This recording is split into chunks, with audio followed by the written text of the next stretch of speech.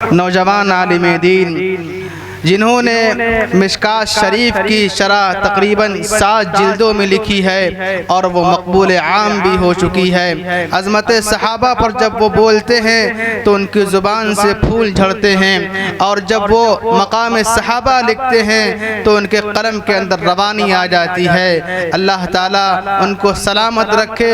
انشاءاللہ حضرت مولانا مفتی حارث عبد الرحیم صاحب قاسمی دامت برکاتہم ناظم تعلیمات دارالعلوم فاروقیہ کاکوری لکھنؤ سے درخواست کرتے ہیں تشریف لائیں۔ بسم اللہ الرحمن الرحیم وبہ نستعین رب اشرح لی صدری ویسر لی امری واحلل عقدۃ من لسانی یفقہوا قولی رب اشرح لی صدری ویسر لی امری واحلل عقدۃ من لسانی یفقہوا قولی رب اشرح لی صدری ویسر لی امری واحلل عقدۃ من لسانی یفقہوا قولی اما بعد فاعوذ باللہ من الشیطان الرجیم بسم اللہ الرحمن الرحیم ووصى بها إبراهيم بنيه ويعقوب يا بني إن الله اصطفى لكم الدين فلا تموتن إلا وأنتم مسلمون أم كنتم شهداء إذ حضر يعقوب الموت إذ قال لبنيه ما تعبدون من بعدي قالوا نعبد إلهك وإله آبائك إبراهيم وإسماعيل وإسحاق إلها واحدا ونحن له مسلمون صدق اللہ مولانا العلی العظیم۔ حضرات علماء کرام، معزز و محترم سامعین، بزرگوں، دوستوں، نوجوان دینی و ایمانی بھائیوں، طلبہ عزیز، حفاظ کرام، ماؤں بہنوں، کافی دیر سے آپ حضرات اس جلسے دستار بندی میں تشریف فرما ہیں، اور آپ حضرات نے حضرات علماء کرام سے بہت اہم، قیمتی اور مفید باتیں سن لی۔ جس وقت میں بیٹھا ہوں یہ وقت کسی نئی تقریر یا بیان کا نہیں ہے، بلکہ اگر کوئی بیان پہلے سے چل رہا ہو تو اس کو ختم ہو جانا چاہیے۔ رات کا تقریباً 12 بجنے والا ہے۔ شمسی اور قمری دونوں طرح کی تاریخیں تقریباً بدل گئیں، ایک تو بدل گئی اور ایک بدلنے والی۔ بہت لمبی چوڑی بات اگر کی جائے گی تو میں یہ سمجھتا ہوں کہ نفع نہیں ہوگا، اور اس بات کا بھی امکان ہے کہ نقصان ہو جائے۔ بات بھی صحیح طور پر سمجھ میں نہیں آئے گی نیند کے غلبے کی وجہ سے، اور اگر بات سمجھ میں آ بھی جائے گی تو اصل مقصد عمل کرنا ہے۔ ممکن ہے کہ بہت سے لوگوں کی فجر کی نماز چھوٹ جائے یا جماعت چھوٹ جائے، اور یہ مناسب نہیں۔ اس لیے بہت اختصار کے ساتھ ایک آدھ باتیں رکھ کر اپنی بات ختم کروں گا۔ سب سے پہلے تو یہ بات سمجھ لیجئے، ہمارے دوست احباب بیٹھے ہوئے ہیں، کئی لوگ یہ چاہتے ہیں، کہہ بھی رہے تھے کہ بات لمبی نہیں ہوگی، اور آپ حضرات بھی ایسے موقعوں پر، ہمارے چھوٹے ہیں بھائی لوگ ہیں، ان حالات میں لمبی بات کبھی کرنے کی کوشش بھی نہ کیجیے گا۔ ایک جگہ ایک صاحب بیان کرنے آئے، یہاں تو ماشاءاللہ کچھ لوگ بیٹھے ہوئے ہیں، اچھے خاصے لوگ جا چکے ہیں۔ ایک جگہ جلسہ ہو رہا تھا تو وہاں تقریباً سب لوگ چلے گئے، اتنی لمبی باتیں ہوئیں کہ مجمع سب کا سب چلا گیا۔ آخری مقرر جب بیٹھے بیان کرنے کے لیے تو صرف ایک شخص بیٹھا ہوا تھا، اب عالم صاحب بیان کرنے کے لیے آئے، سامنے ایک آدمی بیٹھا ہوا، تو حیران بھی ہوئے، پریشان بھی ہوئے، اور ان کے سمجھ میں نہیں آیا کہ بیان کیا جائے کہ نہ کیا جائے۔ انہوں نے وہ آدمی جو اکیلے تنہا بیٹھا تھا اس سے کہا کہ یہ بتاؤ، سب لوگ چلے گئے، تم اکیلے بچے ہو، تم بتاؤ میں بیان کروں یا نہ کروں؟ تم سے میں مشورہ کرتا ہوں، جیسا تم کہو گے ویسا کر لیں گے، ہم اور تم ہیں بس خالی، تم بتاؤ بیان کروں یا نہ کروں؟ تو وہ شخص جو سامنے بیٹھا تھا ادب سے کہتا، مولانا صاحب آپ بڑے عالم ہیں، میں آپ کو کیا مشورہ دوں گا، میں تو دیہات کا آدمی ہوں، میں یہ تو مشورہ آپ کو نہیں دے سکتا کہ آپ بیان کریں یا نہ کریں، البتہ میں دیہات کا آدمی ہوں اور میرے پاس بھینسیں ہیں، اگر میری ساری بھینسیں کہیں چلی جائیں اور صرف ایک بھینس بچے تو میں چارہ اس کو بھی دوں گا، ایسا نہیں کروں گا کہ ساری بھینسیں چلی گئی ہیں، ایک اکیلی بھینس بچی ہے تو ان سب کے جانے کی وجہ سے اس کو چارہ نہ دوں، وہ اکیلی ہے اس کو چارہ میں دوں گا۔ وہ عالم صاحب کہنے لگے بھائی بیان کرنے کا جی تو نہیں چاہ رہا تھا، لیکن تمہارا جواب اتنا اچھا ہے کہ میرا حوصلہ بڑھ گیا اور اب تو میں بیان کروں گا۔ چنانچہ وہ بیان کرنے لگے، دل لگ گیا، اور ہوتے کرتے بہت طویل گفتگو ہوئی۔ جب بات ختم ہوئی تو آخر میں انہوں نے ان صاحب سے کہا بھائی تمہارے کہنے پہ میں نے بیان کیا، بتاؤ بیان ٹھیک ٹھاک رہا؟ تو وہ دیہات کا آدمی بڑے ادب سے پھر کہتا ہے حضرت میں کیا عرض کروں کہ آپ کا بیان کیسا ہوا، میں بیان پر تبصرے کا اہل نہیں ہوں، البتہ میں دیہات کا رہنے والا ہوں، میں نے آپ سے بتایا کہ میری بھینسیں ہیں، میں اتنا جانتا ہوں کہ اگر میری ساری بھینسیں چلی جائیں ایک بھینس بچے گی تو میں اس کو چارہ تو ضرور دوں گا، لیکن ساری بھینسوں کا اس اکیلے کو چارہ نہیں دے دوں گا، اس کے حساب ہی سے چارہ دوں گا۔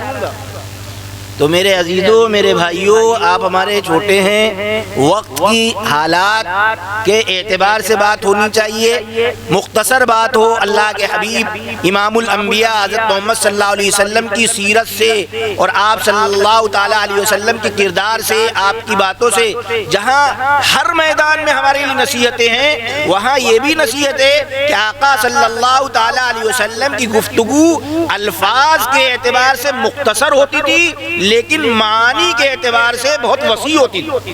آقا صلی اللہ تعالیٰ علیہ وسلم کے طویل بیانات روایات احادیث میں 2-3 موقعوں کے آتے ہیں، باقی جب آپ نے گفتگو کی بہت مختصر کی، تو یہ بھی سنت، مختصر بات۔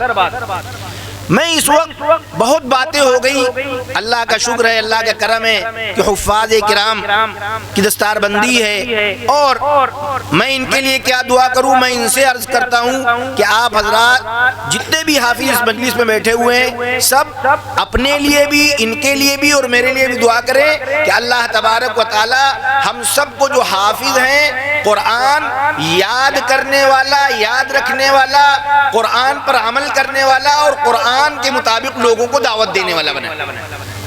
میں صرف ایک بات آپ کے سامنے آج کے حالات کے اعتبار سے رکھنا چاہتا ہوں، بہت مختصر 10-5 منٹ میں بس، اور وہ بات یہ ہے کہ دیکھیے ابھی حضرت مولانا امین الحق عبداللہ قاسمی صاحب مدظل العالی نے بہت اچھی گفتگو اور بہت سے گوشوں پر آپ کے سامنے روشنی ڈالی۔ سب کا حاصل یہ ہے، سب کا خلاصہ یہ ہے، جو قرآن مجید کی میں نے آیت پڑھی اس میں بھی اللہ تبارک و تعالی نے یہ بات فرمائی کہ وَوَصَّى بِهَا إِبْرَاهِيمُ بَنِيهِ وَيَعْقُوبُ۔ دیکھو ابراہیم علیہ السلام جو ابو الانبیاء ہیں، نبیوں کے باپ ہیں، انہوں نے اپنے بیٹوں کو نصیحت کی، اور یعقوب علیہ السلام نے اپنے بیٹوں کو نصیحت کی، اور وہی نصیحت میں اپنے آپ کو کر رہا ہوں اور آپ کو بھی کر رہا ہوں، اور رہتی دنیا تک ہم سب کو، اپنے آپ کو، اپنی اولاد کو، اپنے گھر والوں کو ایک ایک ایک امت مسلمہ کے فرد کو یہ وصیت کرتے رہنا چاہیے کہ یا بنیہ ان اللہ اصطفیٰ لکم الدین، اے میرے عزیزوں، اے میرے چہیتوں، اے میرے چھوٹوں، اے میرے بیٹوں، اللہ نے تمہارے لیے دین کو چن دیا ہے، منتخب کر لیا ہے، فلا تموتن الا وانتم مسلمون۔ دیکھو دیکھو، نگرانی رکھنا، ایسا نہ ہو کہ یہ دین تمہارے ہاتھ سے نکل جائے، ہما وقت محتاط رہنا، تم مرنا نہیں مگر اس حال میں کہ تم مسلمان۔ ارے بات سمجھ میں آ رہی ہے؟ یہ میں نے کیوں کہا؟ یہ میں نے اس لیے عرض کیا کہ آج قدم قدم پر ہمیں ڈرایا جا رہا ہے، ہمیں دھمکایا جا رہا ہے، مختلف محاذوں پر مختلف طرح کے چیلنج ہیں، اور اس بات کی کوشش کی جا رہی ہے کہ ہم سے ہمارا دین چھین لیا جائے۔ یاد رکھو، ہر باطل طاقت کو یہ جواب دینا ہے کہ آگ تکبیر کی سینوں میں دبی رکھتے ہیں، زندگی مثل بلال حبشی رکھتے ہیں۔ تم ستاؤ گے، ہم تیار ہیں، پریشان کرو گے، ہم تیار ہیں، جو چاہے کر لو، ہم مدنی آقا، تاجدار مدینہ، عبداللہ کے یتیم، آمنہ کے لال، فخر موجودات، سرور کائنات حضرت محمد رسول اللہ صلی اللہ تعالی علیہ وسلم اور ان کے اصحاب کے واسطے سے جو دین ہمیں ملا ہے، جو شریعت ہمیں ملی ہے، ایک انچ کے لیے بھی ہم اس سے دستبردار ہونے کے لیے تیار نہیں۔ ہم کچھ بھی سہ لیں گے، ہم گھر بار کی قربانی دے لیں گے، ہم مال و دولت تج دیں گے، ہم بھوکے رہ لیں گے، ہمیں جس طرح کی سزائیں دو ہم تیار ہیں، لیکن ہم دین اسلام کو نہیں چھوڑ سکتے۔ اور یاد رکھو، جس دن یہ مزاج بنا اور استقامت آئی تو میں آپ سے ایک طالب علم ہونے کے ناطے جو تھوڑا سا مطالعہ ہے اس کی روشنی میں آپ کو یہ پیغام دیتا ہوں کہ غم نہ کر مسلم حیرت زدو محرب لب، آشنا رنگ فنا سے نہیں تیرا مذہب، یہ حوادث ہے تیری ترقی کا سبب، تیرا حامی ہے خدا، تیرا نگہبان ہے رب۔ فتنے اکثر بہت اس طرح کے اٹھوائے گئے، ایسے دجال زمانے میں بہت آئے گئے، بہت سے لوگوں نے پوری کوششیں کی ہمیں مٹانے کی، تباہ کرنے کی، لیکن وقت کا پہیا الٹا، تاریخ کا ورق پلٹا۔ وہ لوگ جو مسلمانوں کے دشمن تھے، مسلمانوں کو ختم کرنا چاہتے تھے، دین سے ہٹانا چاہتے تھے، وہ تاریخ کا گم شدہ ورق بن گئے۔ آج ان کا نام لینے والا، ان سے نسبت جوڑنے والا کوئی نہیں۔ میں ایک مثال دے کر اپنی بات مکمل کروں گا کہ ہمیں کس طرح سے ان حالات میں جینا، کس طرح مقابلہ کرنا۔ ایک مثال دے دوں، ایک صحابی کی اور بات ختم۔ آپ نے شاید نام سنا ہو، اگر نہ سنا تو ابھی سن لیں۔ ایک نبی پاک صلی اللہ تعالی علیہ وسلم کے بہت قیمتی صحابی، ان کا نام ہے عبداللہ ابن حذافہ السہمی رضی اللہ تعالیٰ عنہ۔ نبی پاک صلی اللہ تعالی علیہ وسلم کے بہت سے خطوط بڑے بڑے بادشاہوں کے پاس لے کر گئے۔ اتفاق کی بات، امیر المومنین سیدنا عمر ابن الخطاب رضی اللہ تعالی عنہ کے دور حکومت میں، گیرا کر دو بھائی، حضرت عمر رضی اللہ تعالیٰ عنہ کے دور خلافت میں یہ اپنے ساتھیوں کے ساتھ گرفتار ہو گئے، اپنے ساتھیوں کے ساتھ گرفتار، اور قیصر کے دربار میں پیش کیے گئے۔ قیصر روم کا بادشاہ، بہت بڑا بادشاہ، آج کے جتنے حکمراں ہیں کسی کے پاس اتنی نہ سلطنت ہے، نہ اقتدار ہے، نہ رتبہ، بہت بڑا بادشاہ، کئی ملکوں میں اس کی حکومت پھیلی ہوئی۔ وہ بادشاہ قیصر روم کا عبداللہ ابن حذافہ سہمی سے کہتا ہے، اے حذافہ، میں تمہیں جانتا ہوں، پہچانتا ہوں، میں تم سے صرف ایک بات کہتا ہوں کہ تم حضرت محمد صلی اللہ تعالی علیہ وسلم کے دین کو چھوڑ دو، محمد صلی اللہ علیہ وسلم کو اللہ کا رسول ماننے سے انکار کر دو، میں تمہیں آزاد کر دوں گا، چھوڑ دوں گا، کوئی سزا نہیں۔ عبداللہ ابن حذافہ کہتے ہیں یہ نہیں ہو سکتا. یہی جواب ہمارا ہونا چاہیے. یہ میں صرف افسانہ کہانی نہیں بیان کر رہا, یہی جواب ہر موقع پر ہمارا ہونا چاہیے کہ یہ نہیں ہو سکتا کہ محمد صلی اللہ علیہ وسلم کے دین سے پیچھے ہٹ جائے, تمہیں جو کرنا ہو کرو. وہ کہتا ہے اے حذافہ, اب دیکھو ڈیمانڈ آگے, کہتا ہے اے حذافہ اگر تم محمد صلی اللہ تعالی علیہ وسلم کے دین کو چھوڑ دو تو میں تمہیں اپنی سلطنت میں شریک کر لوں گا. آج آفر دیے جا رہے ہیں کہ نہیں دیے جا رہے ہیں؟ 2.5 لاکھ کا, 5 لاکھ کا, اور بڑا ہے تو اور بڑا آفر. وہاں قیصر کہتا ہے میں تمہیں اپنی حکومت میں شریک کر لوں گا. عبداللہ ابن حذافہ کہتے ہیں نہیں ہو سکتا. قیصر ڈیمانڈ کو آگے بڑھاتا ہے, کہتا ہے اے حذافہ اگر تم محمد صلی اللہ تعالی علیہ وسلم کے دین کو چھوڑ دو تو میں تمہیں اپنی آدھی سلطنت دوں گا اور تمہیں اپنا داماد بنا لوں گا, اپنی بیٹی سے تمہارا نکاح کر دوں گا. عبداللہ ابن حذافہ کہتے سنو, تم دھیرے دھیرے کر کے بڑھا رہے ہو, سنو محمد الرسول اللہ کے امتی کا جواب سنو, محمد الرسول اللہ کے دامن سے وابستہ ہونے والے ان کے ادنا غلام کا فیصلہ سنو. لو اعطیتنی جمیع ما تملک وجمیع ما یملک العرب ما رجعت عن دین محمد طرفت عین. اگر تم وہ تمام حکومتیں, وہ تمام اقتدار, وہ تمام سلطنتیں جن کے تم مالک ہو میرے قدم میں لا کے رکھ دو, اور عرب جس کے مالک ہے وہ ساری کی ساری حکومتیں میرے قدموں میں لا کر رکھ دی جائے, اور مجھ سے کہا جائے کہ پلک جھپکنے کے برابر محمد صلی اللہ علیہ وسلم کے دین سے پیچھے ہٹ جاؤ, میں نہیں ہٹ سکتا. پورے طور پر باز آنا اور پورے طور پر چھوڑنا تو بات کی چیز, ایک سیکنڈ کے لیے بھی کل کائنات کے عوض میں محمد صلی اللہ علیہ وسلم کے دین کو نہیں چھوڑ سکتا. تم جو چاہے کرو, میں نہیں ہٹ سکتا. کیوں؟ میں نے حضرت محمد صلی اللہ علیہ وسلم کو دیکھا ہے, ان کو سمجھا ہے اور سمجھ کر ایمان لایا ہوں. دیکھا ہے جب سے اس مہکونین کا جمال, دیکھا ہے جب سے اس مہکونین کا جمال, چچتا نہیں ہے کوئی بھی میری نگاہ میں.